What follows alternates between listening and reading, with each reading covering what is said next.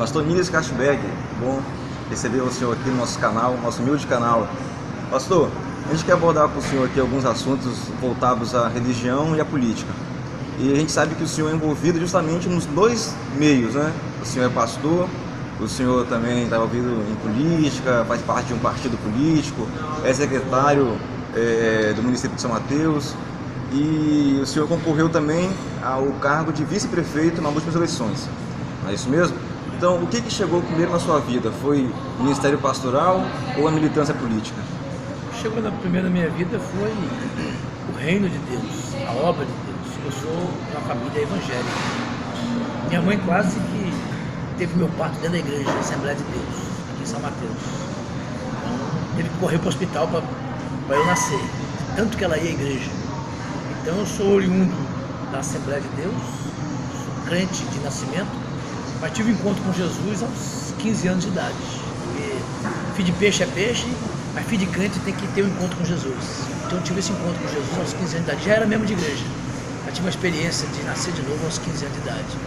Eu não conheci bebida, eu não conheci droga alguma, eu não conheci o sexo fora do casamento. Nada disso, eu não conheci o mundo, eu não sei o que é o mundo, os seus prazeres. Eu sempre conheci Jesus, desde quando nasci. Bom, então, o que chegou na minha vida primeiro foi o chamado para ser servo de Deus. Servo de Deus. E no ano 2000 você foi vereador. Em 2003 consagrado a pastor.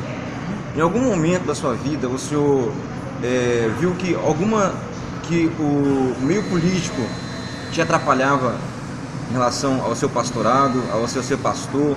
Você ouvia que isso, as pessoas viam isso com maus olhos ou julgavam? O pastor quer ser político, ou o político que quer ser pastor. Em algum momento houve essa divergência de opiniões, não sua, mas sim das pessoas? Política na vida de um cristão, seja ele católico ou evangélico, é vocação. Se ele tem o chamado, que é a vocação para a vida política, política é a arte de administrar a cidade. Se ele tem um chamado para servir na contribuição de administrar a cidade, ele vai atender esse chamado, independente dele ser pastor, dele ser padre, dele ser um leigo comum que vai ao culto. Se ele tem um chamado, ele deve atender. E combinar o ministério, o chamado pastoral com o chamado para a vida política é uma combinação que poucos conseguem fazer. Isso é uma arte, é um desafio que poucos conseguem conciliar o chamado para a vida política e o chamado para a vida ministerial. E graças a Deus, Deus me deu sabedoria para conciliar o chamado político com o chamado pastoral, e tem dado certo. E eu não me preocupo com a opinião das pessoas, porque boca foi feita para falar e língua foi feita para falar. E tem gente que fala mal dos outros. Agora o senhor acha que a Bíblia tem política na Bíblia? Sim, a Bíblia toda é política. A gente tem os reis, que eram os presidentes das nações ali, né? Presidentes das nações. Então, o que acontece? A gente vê que hoje muitas pessoas têm se corrompido, seja na igreja, seja na política. Então, assim, eu acho que a corrupção ela não vai estar dependendo do lugar que a pessoa está inserida, mas sim dentro da pessoa mesmo. O senhor concorda com isso também? O senhor acha que a corrupção, a índole da pessoa, o caráter dela é dela mesmo, ou o meio que ela está vai influenciar ou não? Quem já é ladrão vai encontrar no ministério pastoral para roubar o dia da igreja. Quem já é ladrão vai encontrar na política um meio para roubar. Quem já é ladrão vai encontrar um meio no supermercado, na loja, em qualquer lugar para roubar, porque ladrão é ladrão. Ladrão rouba uma agulha, rouba o boi e rouba a boiada. Ele só tem uma oportunidade para roubar. Então, se é ladrão, vai roubar em qualquer lugar. Jesus tinha ladrão no seu ministério, Judas, um discípulo querido e amado por Jesus. E Jesus os amou até o fim e era ladrão. Então, ladrão, ele quer uma oportunidade para roubar. Então, você não precisa entrar na política para roubar. Quem rouba, rouba. Se a gente piscar o olho, alguém vai aqui e vai roubar essa xícara. E a gente vai falar, poxa, roubou a xícara? Roubou, ladrão, ladrão. Então, o ministério pastoral, a vida política, para o cristão é um chamado de Deus. E se ele tem um chamado de Deus e também é ladrão na índole dele, ele vai achar um bom espaço para pegar o dinheiro alheio. Porque o dinheiro público é como o dízimo. O dízimo é o dinheiro público, a oferta é o dinheiro público. Eu devo respeitar o dinheiro dos impostos, que é público, como gestor público, e como pastor eu devo respeitar o dinheiro público, que é o dízimo e a oferta, que é fruto da fé e do sangue do povo. Agora a gente vê, caso mais recente, que o Silas, ele subia no palco, chamava o Eduardo Cunha, vem cá, Cunha, tá aqui, esse é meu amigo, esse eu coloco em mão no fogo por ele, esse eu confio.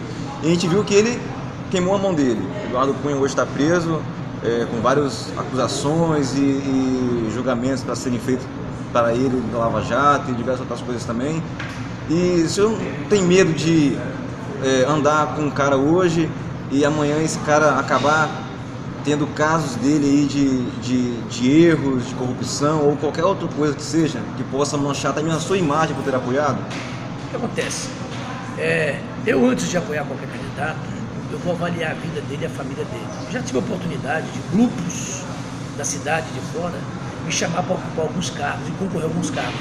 E eu disse não, porque esses grupos eu já conhecia. São quadrilhas formadas que querem usar pessoas como a gente, que tem uma boa vida, uma boa índole, uma boa família, quer te manipular. Então eu disse não. Então quando você conhece o perfil de um candidato, você já conhece que ele é bandido, ele é quadrilheiro, ele se enriqueceu metendo a mão no erário público, eu vou sair fora dele. Agora, quando você não conhece essa pessoa e ela tem uma boa causa, mas ela é ladrão, mas nunca te mostrou que é ladrão, ela é bandido, mas nunca te mostrou que é bandido, ela consegue camuflar, ela camufla ali toda a coisa errada dela. Tem uma frase antiga que quer conhecer o homem, dá o poder para ele. Então tem pessoas que só vão manifestar a sua índole de corrupto, a sua índole perversa quando tem um poder na mão. Quando não tem um poder na mão, é um santo. Então às vezes os cristãos, os pastores, correm esse risco de apoiar pessoas que ainda não têm o poder na mão. Então ela não roubou porque não tem o poder. Aí você elege, você trabalha, você bota a mão no fogo por ele. E aí quando a pessoa pega o poder na mão, ele mostra as garras. Foi o caso de Cunha e tantos outros cristãos, crentes, que assumiram o poder, manifestaram a sua verdadeira índole. Ladrão, ele é ladrão. Ele vai roubar na igreja e vai roubar na política. Igual também aproveitando o gancho do Silas, pastor Silas Malafaia, ele teve todo aquele movimento dele aí alguns dias atrás, que recebeu um cheque de 100 mil reais, que foi oferta. Já aconteceu o senhor de chegar a ofertas assim, ou de alguém propor algo que o senhor via que poderia ser ilícito, ou que poderia ser sujo, e dizer não? Sim. Presta atenção. Dinheiro para a justiça é dinheiro. Dinheiro para pastor, quando alguém dá um dinheiro para o pastor está recebendo uma oferta. Se deu dinheiro para a igreja, é uma oferta que entrou para a igreja. Então, existe a oferta para a igreja e a oferta para o pastor. O pastor tem que ter toda a vigilância, toda a prudência para saber a fonte desse dinheiro. E ele não pode depois se esquivar dizendo, pode ser de traficante, pode ser de qualquer lugar, me deu oferta, é oferta. Calma, tem que ter a prudência. A ganância leva muitos à ruína, a ganância cega as pessoas. Então é importante a liderança ter todo esse cuidado. E já aconteceu sim, de pessoas me procurar, de ir no culto, terminou o culto, disse, pastor, passa lá no meu escritório que eu quero dar uma boa oferta para você.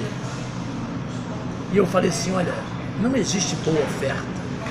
Se a oferta for para a igreja, se deposita aqui no ofertório da igreja.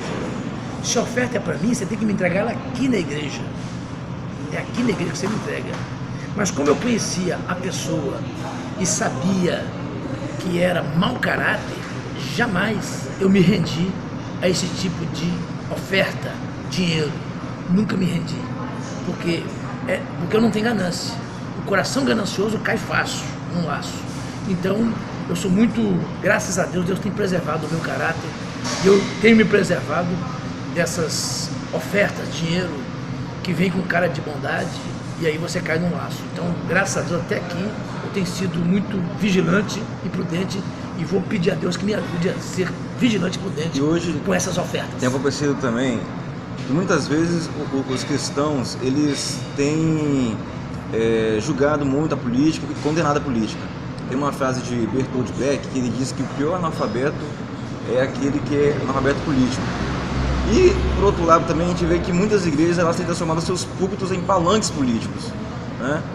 O que o senhor tem a dizer assim, a respeito disso aí? O senhor concorda que um político vai lá e fale à igreja, que um político vai lá e mostra suas opiniões à igreja? Você acha que a igreja tem que realmente estar conhecendo os políticos a fundo para poder saber em quem votar? Olha, a igreja como instituição divina, ela não tem que apoiar nem A e nem B. Ela tem que orientar o povo e deixar o povo ser livre. O voto do cristão tem que ser consciente. Cabe ao pastor levar consciência política para a igreja. O pastor que não leva consciência política para a igreja, ou ele deixa o seu rebanho à deriva, ou ele conduz o rebanho e manipula esse rebanho. Mas o pastor sério, ele conscientiza o rebanho, não para votar em fulano ou em ciclano, mas ele conscientiza acerca do voto consciente e das pessoas que devem assumir o poder. Então, a igreja ela precisa se posicionar, não por fulano nem por ciclano, mas se posicionar. E o analfabeto político, ele é uma escala de quase que 90% no país. É necessário politizar a igreja, é necessário politizar os crentes, porque um crente politizado, ele se torna um crente crítico. Paulo Freire já diz que a educação forma cidadãos críticos. A igreja precisa de formar também cidadãos críticos espirituais, críticos na política, críticos na educação, críticos em toda a área. É papel da igreja, lá no altar da igreja, não apenas ensinar a doutrina da salvação, do novo nascimento, do perdão, da vida eterna, da volta de Cristo, mas ensinar os princípios elementares da vida. Formar caráter de cidadãos para viver nessa terra e prepará-los para um dia morar no céu com Jesus. É papel da igreja. O púlpito precisa ser usado para orientar, para formar, para educar e levar prevenção para as pessoas, não apenas para o glória a Deus e aleluia. Então, agora, a igreja tem que formar cidadãos políticos. Para a gente encerrar, a gente estava conversando aqui antes de começar a gravação sobre a igreja precisa de uma reforma que foi feita há 15 anos atrás, e hoje a gente vê que está precisando dessa nova reforma também, que hoje está muito assim desmoralizada as coisas, estão distorcendo a palavra, distorcendo a imagem das ofertas, dos dízimos, pastores que querem andar com seus carros milionários, com suas mansões, cantores que são superstars, que não são ministros da palavra mais. E o senhor falou de conscientizar, tanto na política, como também dentro da igreja, como no que diz a palavra de Deus. O que é preciso fazer hoje para que essa reforma possa acontecer realmente dentro da igreja? Olha, a reforma aconteceu com Lutero, há alguns séculos atrás. E hoje a igreja, e essa reforma proposta por Lutero, falava sobre a doutrina da salvação, da regeneração, do arrependimento. E hoje a igreja está deformada, precisando de uma nova reforma, porque fugiram da doutrina da salvação, fugiram da doutrina do arrependimento e da regeneração. Então, por questão financeira, aceita-se como membro, consagra-se ministros por questões financeiras, e está mais uma questão de vaga de emprego, uma forma de viver financeiramente, do que o sacerdócio, o serviço sacerdotal. Então a igreja está deformada, nesses séculos que já passaram, ela sofreu uma deformação na sua conduta, no seu caráter, na sua doutrina, e ela precisa voltar àquela reforma de 4, 5 séculos atrás e fazer uma nova reforma para que a igreja possa aprender as doutrinas elementares da salvação, da regeneração, do arrependimento, da santidade, da vida eterna. Pastor, obrigado. Deus abençoe. E quem sabe a gente possa marcar uma outra mais pra frente também. Valeu?